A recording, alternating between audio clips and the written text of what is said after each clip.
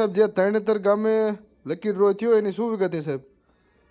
અત્રેના ચોટીલા સબ division હેઠળના થાનગઢ તાલુકાના તરણેતર ગામે 2 દિવસ અગાઉ 6 ઈસમોએ લકી ડ્રોનું આયોજન કરવામાં આવેલું હતું.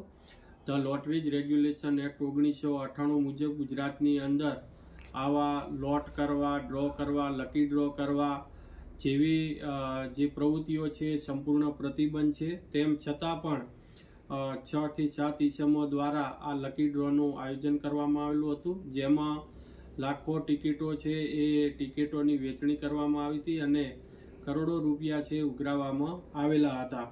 જેથી જે લકી ડ્રોનું જે આયોજન કરવામાં આવેલું હતું ત્યાં ખૂબ જ મોટા પ્રમાણની અંદર લોકોના ટોળા ભેગા થયેલા હતા અને લકી ડ્રો ન થઈ શકવાના કારણે ત્યાં અફડાતફડી મચી ગઈ હતી અને જેના લીધે કાયદો અને વ્યવસ્થા જાળવવામાં તેમજ સુલેહ શાંતિમાં ભંગ તેમજ ખલેલ પહોંચાડવામાં આવેલો હતો.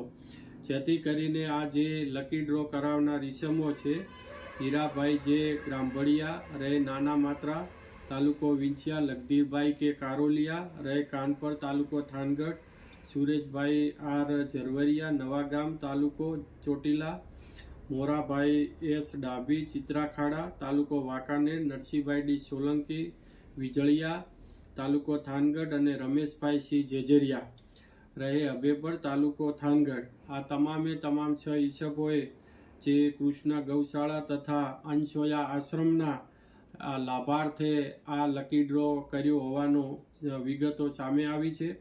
જેથી આ તમામે તમામ ઈસમોએ lottery regulation act 1998, the prize chits and money circulation banning act 1977 તેમજ ભારતીય નાગરિક સુરક્ષા સંહિતા ની કલમ 126 મુજબના ગેરકાયદેસર કૃત્યો કરેલા હોય, ભવિષ્યમાં આવી કોઈ પણ આ હુકુમતની અંદર આ વિસ્તારની અંદર કોઈ આવી પ્રવૃત્તિઓ ન કરે જે અટકાવવું ખૂબ જ જરૂરી હોય.